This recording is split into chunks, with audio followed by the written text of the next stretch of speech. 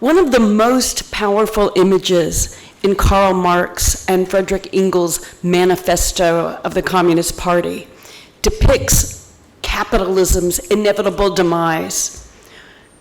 What the bourgeoisie therefore produces above all are its own gravediggers, end quote. In the manifesto, these gravediggers are the proletariat, the class of workers compelled to sell their labor power to survive. Exploited by the capitalist bourgeoisie, the proletarians toil in misery, their appendages of the machines crowded into enormous factories and stuck in repetitive drudgery like so many cogs and pistons. The proletariat's revolutionary victory will send this unjust system to its grave. Emancipating themselves, workers will emancipate society. They will free production from the dictates of profit and manage it for the benefit of all. Classes will cease to exist, and communism will replace capitalism just as capitalism replaced feudalism. Like the long-eclipsed knights of the sword, the knights of industry will become irrelevant figures of a bygone era, brought down by the very class they created. Now, this is an inspiring vision. Workers aren't just trying for more money and less work. They are fighting to transform the entire political and economic order. They're fighting and they will win. The bourgeoisie might seem powerful, but they're not invincible. Capitalist industry depends on the revolutionary combination of massive numbers of wage laborers. In capitalist production, previously separated tasks and isolated workers are coordinated, concentrated, and centralized. Capital's strength is its weakness. The same combined laborers on which production depends can and will organize to revolt against the capitalist class. Economic power will become political power. Capital will have called up the forces that bring it down. So, yes, very inspiring vision. But is this a dream we can believe in? Marx's predictions have not come true. The 20th century was not characterized by world proletarian revolution. More prominent were national liberation struggles and the subsequent envelopment of the post-colonies in the neo-colonial arrangements of US imperialism. By the end of the 20th century, the Soviet Union was defeated, the former socialist bloc succumbing to capitalism and far-right nationalism. Socialist parties around the world, fortunately not all of them, but many around the world, accepted market reforms because there is no alternative. So the last 50 years have been a period of counter-revolution and defeat. Socialist measures and working class achievements rolled back, and economic inequality pushed forward in countries like India, Brazil, and the United States. Neoliberal globalization, that is US imperialism, has subjected the entire world to the dictates of capital. The networked, personalized digital media of communicative capitalism has transformed our basic interactions into fodder for the private wealth accumulation of tech billionaires, as it simultaneously reconfigures or destroys entire economic sectors. Around the world, the right is resurgent and the left lags further and further behind. So what's Marx as of now? He's indispensable, indispensable. Lenin's wife, Nadezhda Krupskaya, tells us that Lenin consulted with Marx. Reading Marx as a guide to action, Lenin consulted with him. He turned to Marx, she says, quote, not to arm himself with belief in the power of the working class, belief in its ultimate victory. Lenin had sufficient of this faith, end quote. Lenin consulted with Marx for help finding answers to the burning questions of the workers' movement. From Marx, Lenin learned how to apply dialectical materialist methods to the study of historical development. He drew on Marx's analyses of specific events to aid in his own understanding of the challenges arising in the course of the revolution in Russia. Kripskaya writes, the Leninist method, Marxist through and through, of studying Marx was forged in the fire of revolution. Lenin consulted Marx as a matter of practical urgency. He turned to Marx to understand, not to understand Marx, right? Like not some sort of like, oh, what did Marx just say? But to actually use Marx to understand his own time. Now, our time is not Lenin's time, although we are still in an imperialist epoch of finance capital, monopoly capital, and the exploitation of weaker nations by stronger nations. Today, many of us lack Lenin's faith in the power of the working class and its ultimate victory. So our task is twice as hard as his. We need to consult with Marx for confidence and inspiration as well as for methodological guidance. Maybe our task is even 3 times harder, since we've been in a situation less revolutionary than counter-revolutionary, a situation of communist defeat, of imperialism without proletarian revolution. This triple threat is what makes Marx indispensable. In State and Revolution, Lenin observes how after their deaths, great revolutionaries like Marx are turned into harmless saints. Their canonization is a way of duping the oppressed masses by giving them revolutionaries without any revolutionary edge, defanged revolutionaries who no longer pose a threat. Excoriating opportunists in the labor movement for cooperating with bourgeois efforts to pacify Marxism, Lenin writes, they omit, obliterate, and distort the revolutionary side of its teaching, its revolutionary soul, and push to the foreground and extol what is or seems acceptable to the bourgeoisie. Nearly half a century later, the Guyanese revolutionary Walter Rodney raised a similar critique of those who would denude Marxism of its revolutionary content.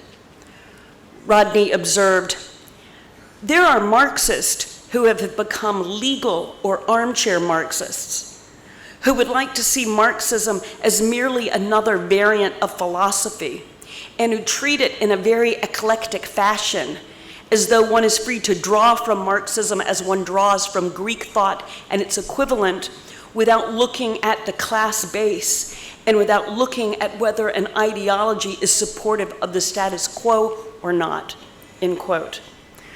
We see this eclecticism today as we have time and again over the last century and a half.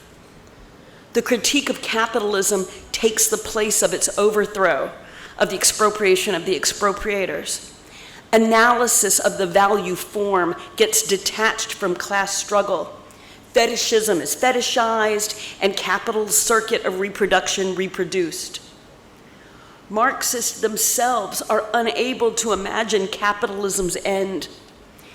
In our time of monsters, of occupation, genocide, intensifying inequality, climate change, authoritarian ethno-nationalism, and billionaire tech lords, we cannot afford to let Marx become yet another citation in the works of philosophers, historians, and literary theorists. Marx is indispensable, and when I say Marx, I mean Lenin, Rodney, and the entire revolutionary tradition. The revolutionary Marx is never Marx alone, Marx as a solitary author, but Marx as a contributor to a global line of working class struggle that consults him to develop, deepen, and extend the knowledge necessary for the fight against capitalism and imperialism. How then should we consult Marx in our counter-revolutionary times? As a weapon of theory and a guide for action. Marx's analysis of capitalism remains crucial because, as Rodney says, all the world has been incorporated within the capitalist system of production. Marxism is the body of thought grounded and tested in mass struggle that aims to overthrow this system of exploitation and oppression and replace it with one in which people and the planet can flourish. That is, replace it with an emancipatory, egalitarian system coordinated by the associated producers. Honestly, anyone who is convinced that there is no alternative to capitalism, or that capitalism will endlessly adapt to and overcome all its crises, has no use for Marxism. That's why reformists move on. Sure, they might enjoy looking back at the naive aspirations of a working class they view to be destined to permanent submission, but Marx is of no use to them. No Foucauldian happy positivist, content with demonstrating the multiple interlocking ways we reproduce our own impression, Marx is a theorist for revolution. He's for those convinced of capitalism's historicity, that it began and that it will end, and that another world is possible. We consult with Marx for guidance in understanding capitalism, the specificity of this mode of accumulation, its laws of motion, its strengths, its weaknesses. We consult with Marx because we know this system of exploitation, expropriation, immiseration, and spoilage will end. We consult with Marx because we want it to end. We seek to understand it to help to bring about its end and to create the better system to follow it. I associate then what Walter Rodney refers to as eclectic treatments of Marxism with the abandonment of this temporal outside to capitalism. Theory becomes eclectic when it lacks a horizon that lets it get its bearings. It satisfies itself with ethics and aesthetics, with ideas for individuals to ponder, consume, enjoy as they choose. It's whimsical, Rodney says. You can have any road because after all, when you are not going any place, you can choose any road. Rodney links this eclecticism and whimsy with failed attempts to break with bourgeois thought. And actually, he's criticizing Kwame Nkrumah here in that's the context where he's writing. Pan-Africanists tried to find a course between bourgeois and socialist alternatives, but couldn't. Because of their setting in imperialism, they inevitably sided with the bourgeoisie. For us, it's different. The eclecticism characterizing so much political theory in our time is the result of political retreat, the concession to the neoliberal claim that there is no alternative. Some are led to say, well, we didn't win, so we should throw out Marx's analyses and accept reality. But Marx never said overthrowing capitalism would be easy. Capitalism and its domination of the world developed over centuries. There's no reason to assume that its demise will be rapid, a single event happening everywhere all at once, especially under imperialism's dramatically uneven conditions. There's even less reason to think that building a new society with new political and economic relations would not encounter setbacks or opposition. Marx did not think that the struggle for capitalism's overthrow would follow a linear course to victory. You know, it's long been fashionable to criticize Marxism as a stagist theory that inevitably ends with the victory of the working class and the development of communism. While sometimes his and Engels' inspiring political rhetoric paints with a broad brush, Marx's analyses and those in the Marxist tradition are generally more nuanced. For example, feudal relations have played different roles in different contexts, at some points fettering the development of capitalist industry, and other points enabling it by continuing to provide workers with means of subsistence when wages are below the value of labor. The complex temporalities interwoven throughout Marxist theory allow for overlap and incompleteness, processes associated with earlier modes of production coinciding with those of later modes. Reversals and retrogressions subvert presumptions of a straightforward march to a certain future. Development is uneven, inextricable from de-development, the progress of the few dependent on the regress of the many. Already in the preface to the first edition of Capital, Marx contrasts the development of capitalist production in Europe with that in England. Quote, "Alongside the modern evils, we are oppressed by a whole series of inherited evils arising from the passive survival of archaic and outmoded modes of production with their accompanying trains of anachronistic social and political relations. We suffer not only from the living, but from the dead," end quote. Capitalist production coexists with prior modes of production, as well as with non-bourgeois and non-capitalist ideologies and practices such as feudal political and legal forms.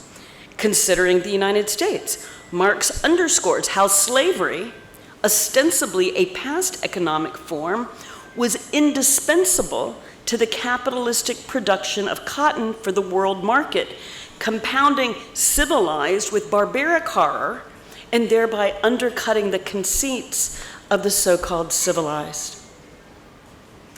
Marx and Engels also recognize that economic forms ostensibly rendered obsolete can reappear. In a set of letters from December 1882, Engels writes to Marx that he is glad that they proceed in agreement regarding the reappearance of serfdom in the 15th and 16th centuries after it had virtually disappeared in Europe in the 13th and 14th centuries. Engels criticizes the historian George Ludwig von Marr. He'd been studying this guy, and he criticizes him for presuming steady progress to better things since the Middle Ages. This is consistent with Marx's discussion in Capital of the British agricultural proletariat, describing the declining conditions of agricultural labor in the mid-19th century. Marx quotes one Professor Rogers that the peasant has again become a serf. So, although it's common to present Marxism as a theory of history's march from slavery through feudalism to capitalism, socialism, and onward to communism, Marx and Engels resist reduction to a linear, progressive theory of historical change. Especially in their later writing, Capital does not overthrow feudalism, bursting loose from its fetters and establishing itself once and for all. Historical transitions are extended, complex, uncertain, and reversible. Capitalist industry itself reproduces social property relations characteristic of earlier economic forms. Capital's social reproduction is not limited to the social reproduction of capitalist social relations. It can also reproduce non-capitalist social relations of servitude. In Capital, Marx writes, "The extraordinary increase in the productivity of large-scale industry, accompanied as it is by a more intensive and a more extensive exploitation of labor power in all other spheres of production, permits a larger and larger part of the working class to be employed unproductively. Hence, it is possible to reproduce the ancient domestic slaves on a constantly expanding scale under the name of a servant class."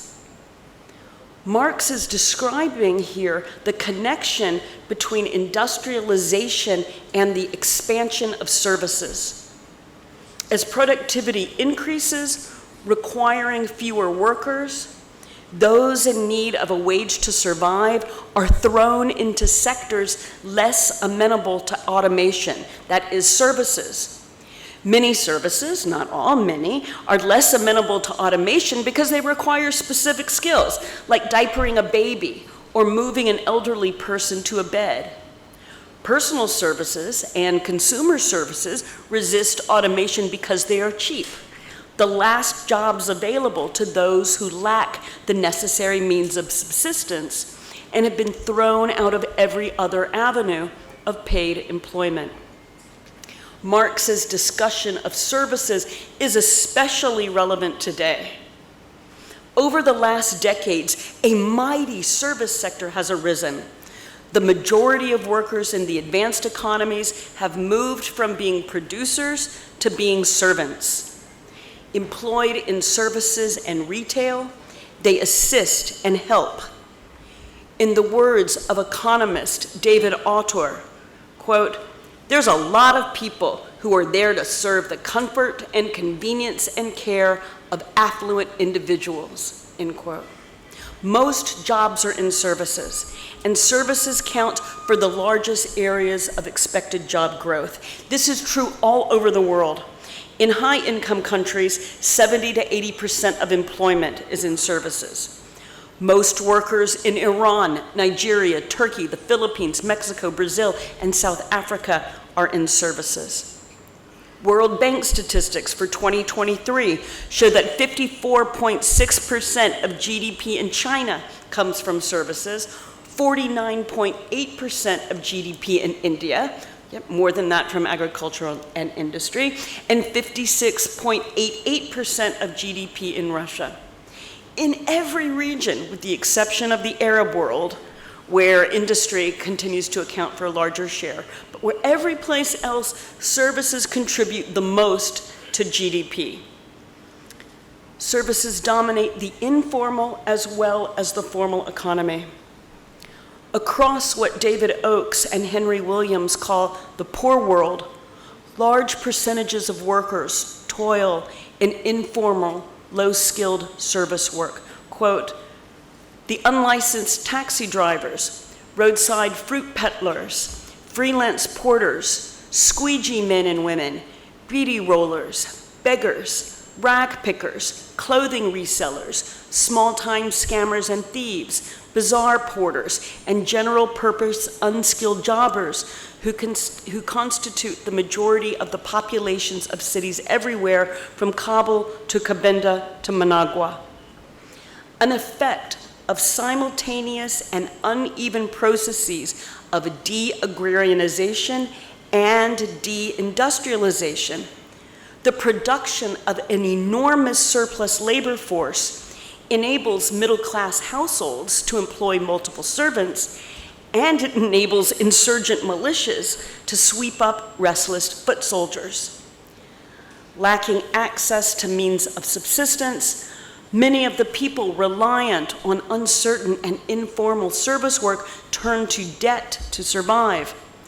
A recent report on app-based drivers in India found that 68% of the drivers surveys had expenses that exceeded their earnings, and this when driving more than 12 hours a day, 7 days a week. They're working at below subsistence levels. Now, the rise of services doesn't look the same in every country. Already in the 1970s, sociological researchers noted the different paths toward a service economy taken by industrialized capitalist countries. Differences stemmed from factors such as time of industrialization and position within the industrial division of labor. We see the effects of this constitutive unevenness across the world economy. For example, the Philippines relies on income that predominantly female domestic workers earn abroad. Nearly 9% of the country's GDP comes from Filipino women serving a privileged global elite. Likewise, viewing tourism as a vehicle for economic growth, many governments prioritize servicing the desires of travelers rather than meeting the needs of their own people, remaking populations of workers, whether craft, industrial, or agricultural, remaking them now into servants of the privileged.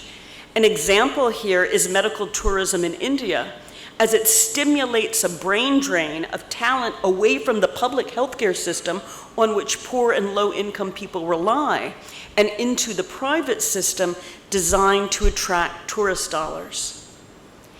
In much of the stagnant sector of services, growth is slow, dependent more on suppressing wages and pushing workers than on technological innovation. When the bulk of jobs consists of low-skill, low-productivity personal services, inequality intensifies, the many locked into serving the few. And there are various explanations for this phenomenon that include the way that highly paid, highly skilled knowledge services employ small numbers of people, while the majority of people with lower skills fall into low-waged, informal, and gig work. The result is that services can add more to GDP at the same time that income inequality increases. To use an Indian example, real estate, finance, professional services, and public administration employ only 6% of the national workforce, but contribute 28% to India's economy. Other accounts of the economic stagnation associated with the service economy turn to a more fundamental characteristic of capitalism, the declining rate of profit. The rate of economic growth is slowing down across the capitalist system. The delinking of capital accumulation from production that we see with the rise of services is a general phenomenon in a system with players who have enormous differences in strength, wealth, technology, and capacity. When some win, others lose. For example, China's economic growth in the first decades of the 21st century occurred in a context of low rates of worldwide economic growth. The market share of Chinese firms increased, while that of other countries, the US, Brazil, Mexico, and South Africa, declined. Accompanying China's industrial success, and compounded by its economic slowdown around 2013, was the deindustrialization of poor and middle-income countries around the world. Already facing de-agrarianization, severe indebtedness, and weakened state capacity as a result of structural adjustment policies, countries such as Argentina, Brazil, Iraq, Nigeria, and Venezuela decomplexified their economies and resorted to exporting raw commodities, particularly natural resources like oil and gas. While commodity prices were high, these exports could fuel significant poverty reduction measures. In states without the requisite popular mobilization and political will, export proceeds fed the luxury consumption of elites. When prices dropped, millions were pushed into insecure, informal service work. Since the 1970s, capital's increased difficulty in generating profit by investing in means of production, right, like plants and equipment, and employing workers to make commodities has led it to pursue alternative accumulation strategies. One of these is the upward redistribution of wealth through political means, to use Robert Brenner's term. Rather than operating as capitalists who acquire wealth by investing in production, the already wealthy pursue political strategies to force social wealth up to themselves. These strategies don't involve seeking advantages that will give them a competitive edge.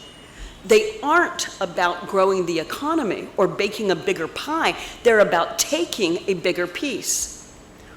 Pointing out the error involved in reading neoliberalism as an intensification of competition, Brenner argues that what's essential here is the opposite of competitiveness. It is access to special privileges that directly yield wealth thanks to political position or connection. The players aren't winning in the markets. They are using extra economic power to change the game. The accumulation strategy is political. Brenner lists tax cuts, privatization, intellectual property, failure to enforce laws against monopoly, wealthy people collecting interest on government debt, and the rise of the financial sector, which is no doubt the main base of the new political economy of upwardly distributing wealth through political means. Put more bluntly, capitalists are turning to political means. Capitalists are not turning to political means to acquire competitive advantage in the markets. Instead, wealthy asset holders are using political means for their own direct enrichment. We see yet another instance of the politically driven upward redistribution of wealth in the establishment of free trade and special economic zones, SEZs. Public assets, whether in the form of public lands, labor and environmental protections, or tax revenues, are sold off to private owners under the guise of attracting investment. There are over 4,300 SEZs worldwide, sites from which some 20% of global trade originates. Evidence from India suggests that the benefits of SEZs are uneven. Companies within the SEZs demonstrate productivity growth, but those around them decline. Gains within the SEZs are accompanied by losses outside them. While Chief Minister of Gujarat, Narendra Modi, secured 7 SEZs as he aimed to make Gujarat the SEZ capital of the country. Modi's relationship with billionaire Gautam Adani is well known. Adani supported Modi when others were calling for his resignation in the wake of the 2002 pogrom in which Hindu extremists massacred some 2,000 primarily Muslim people. Modi then supported the expansion of Adani's Mundra port, a large private port and SEZ, responsible for about 1/3 of India's container traffic. In 2019, Modi changed rules to enable Adani to bid on and secure a contract for 6 airports. That same year, Adani's controversial Godda power plant was declared an SEZ, which enabled it to avoid taxes and access government finance. A few years later, Adani acquired one of the last remaining media companies critical of Modi, which quickly changed its editorial policy. In 2023, Adani Ports and Special Economic Zone acquired a 70% interest in the port of Haifa, paying 55% more than the next highest bid. Gadot, an Israeli logistics group, partnered with Adani with 30% of the $1.8 billion deal. A couple of months later, an American company, GQG Partners, invested $1.88 billion in 4 Adani companies. And to return to the controversial Goda power plant, the initial justification for it becoming an SEZ and receiving tax breaks, low-cost loans from public development corporations, and exemptions from environmental law was that it was selling energy to Bangladesh. It was an export venture. In August, following the overthrow of the government in Bangladesh, these rules were amended to allow the Goda plant to sell power in India. Some have called this a brazen attempt on Modi's part to make sure that the upheaval wouldn't impact Adani's profits. SEZs then are a political vehicle for the upward redistribution of wealth. So are government contracts. The fortune of the richest man in the world, Elon Musk, derives heavily from his contracts with the US government. His company, SpaceX, has over $15 billion in government contracts. Again, the state is explicitly a vehicle for the enrichment of the few. The highest peaks of economic and political power become tools of each other. They reinforce each other such that private corporations are global political actors and state concessions are necessary conditions for accumulation. The structural dominance of the big 5 US-based tech giants, like Google, Facebook, Microsoft, Apple, and Amazon, enables them to extract increasingly unavoidable tolls, fees, and rents. Neither consumers nor businesses can avoid them, and cities and states compete to attract them. The economic scale and impact of our tech overlords is greater than that of most so-called sovereign states. Like so many tributary demands, their tax breaks take money from communities. Their presence drives up rents and real estate prices, driving out affordable apartments, small businesses, and people. Rejecting the critique of Modi's government on grounds of cronyism, Prabhat Patnaik turns to the more global problem of neoliberalism. Everywhere neoliberal policies have devastated middle classes and impoverished workers and peasants. Social reproduction crises are impacting people worldwide, north and south, in rural, urban, and suburban areas. Across the globe, ethno-nationalism and authoritarianism have arisen in response to the severe economic distress that necessarily accompanies intensified private wealth accumulation. Constrained by the declining rate of profit within the imperialist system's grossly unequal world economy, states' embrace of neoliberal policies limits their range of motion, rendering them unable to solve pressing problems in housing and employment, much less respond to climate change. Trying to make themselves attractive to investors, states become ever more dependent. Describing the situation in India, Patnaik writes, if the state does not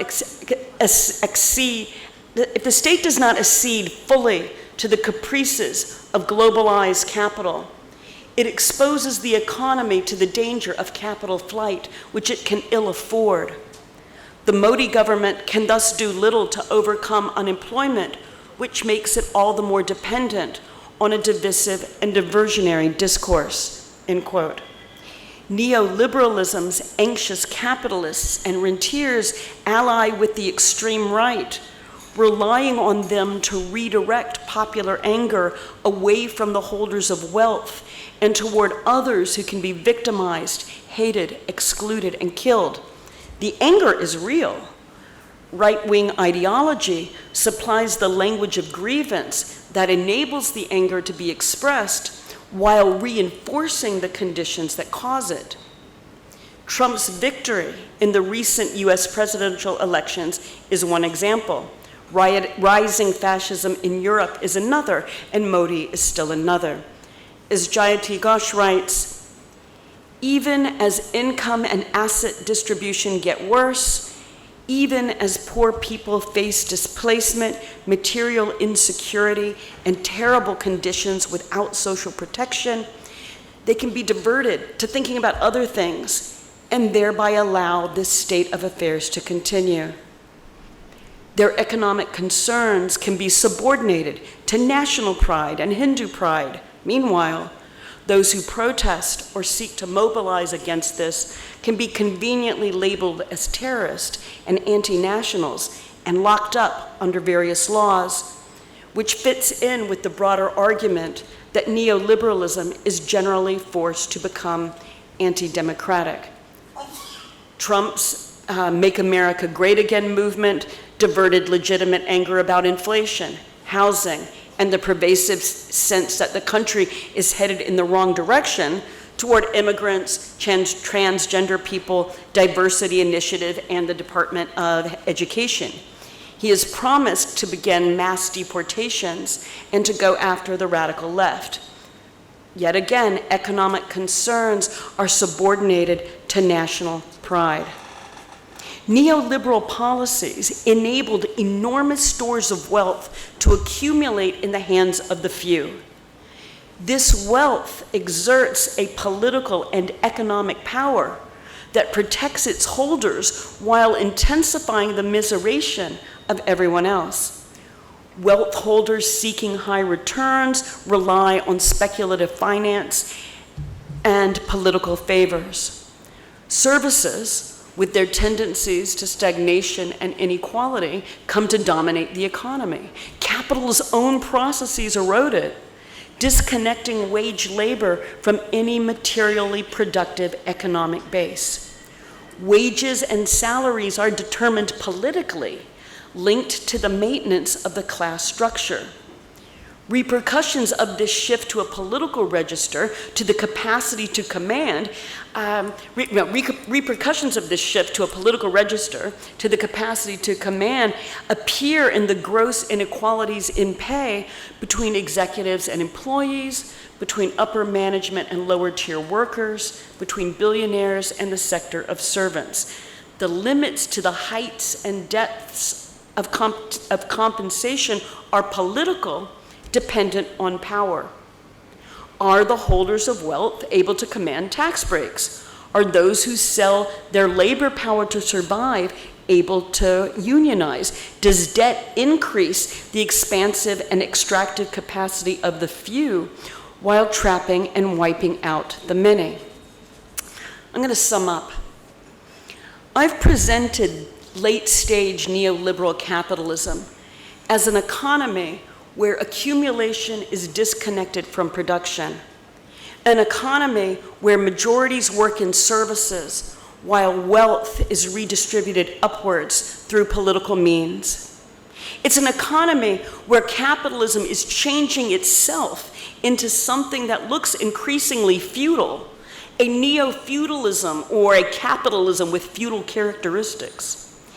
Neoliberalism turns into neo-feudalism as it destroys state fetters or constraints on markets, public lands, wage and price supports, social welfare provisions, and corporate taxation. Now, some might say Marx can't help us here. He was writing about capitalism's rise, about industrial production, not a world of rent and services. But it's his method that helps us. Marx is indispensable, not because everything is the same, but because Marxist method helps us know where to look for the differences in the mode of production and the class relations accompanying it. This was why Lenin consulted Marx for the materialist method of analysis. I mentioned at the beginning of this talk that our task is 2 or 3 times greater than Lenin's because our time is one of counter-revolution and defeat. Many have lost sight of the communist horizon. They've lost confidence in the emancipatory, egalitarian potential of the movements of the oppressed. But here again, Marx is indispensable. Materialist method helps us identify new openings for struggle. Particularly significant for us is how capitalism's reliance on services is contributing to its becoming neo-feudal. Precisely because care and reproduction can't be fully technologized, precisely because technological development results in an ever larger sector of service, precisely because caring for people comes up against real limits with respect to efficiency, a society of servants cannot be a capitalist society. Services require that we think in terms of their use value, not their exchange value. That services have expanded takes us a step toward approaching the economy with an emphasis on meeting social needs, not making profits. So it's no accident that all over the world, teachers, nurses, and other service workers have been at the vanguard of the new class struggle. Their struggle around social reproduction is real, and it's real because it's about securing the basic conditions for social and ecological life. As more work has become directed to securing these conditions, and as it remains ill-paid and disconnected from capital accumulation, the ability of service workers to fight back has increased and will increase. The rise of the extreme right across the globe is the result of the failure of centrist, social democratic, and left liberal governments to solve the problems posed by the declining rate of profit. Instead of reining in capital and meeting basic needs, they adopted neoliberal privatization and financialization strategies. These have now been exposed as the immiserating wealth grabs they've always been. But a new economic strategy for capital in decline has not emerged. This is not a reason for despair. On the contrary, we can celebrate the fact that we no longer have to think in terms of capitalist compromise or take capitalism for granted. Capitalism is destroying itself. Our task is to understand this process of destruction, the new dynamics of accumulation, and identify sites of strength and avenues of possibility for building communism instead of acquiescing to neo-feudalism. Now, in the rest of the paper, which fortunately you have, I suggest what that might look like, but in the interest of time and making sure that my comrade here has also appropriate time to speak, I'll stop and we can talk more later.